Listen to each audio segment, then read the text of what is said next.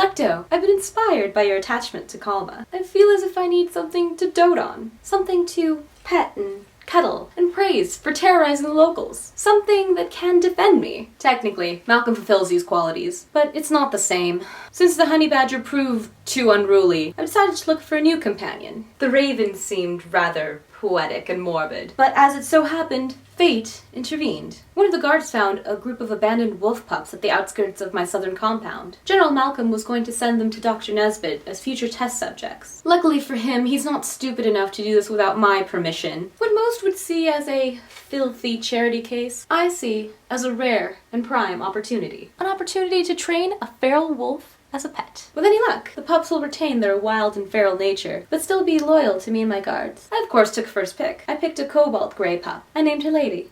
A lady for a lady. I imagine she'll be most regal and feral when she grows up. I then awarded the rest to my personal guard. General Malcolm was reluctant, as usual, but even he picked a pup. You mentioned that you killed your family, Alecto. We made an agreement going into this, that we would keep no secrets between us. By nature of our contract, I feel honor-bound to reveal the whole truth to you. I wish I had your strength, the strength to rid myself of my weaknesses. You know, even before we took over the world, I thought about what I would have to do to my family. Of course, killing was always an option. Is always an option. I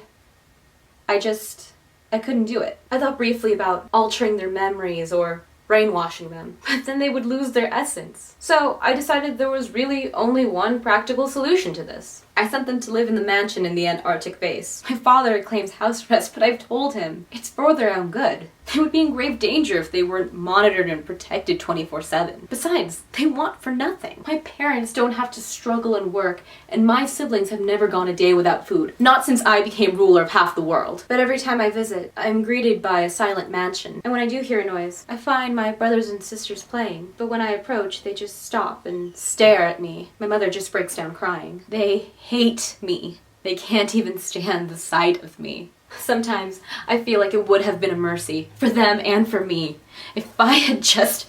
General Malcolm, I told you not to disturb me. What do you mean by... Ready my jet.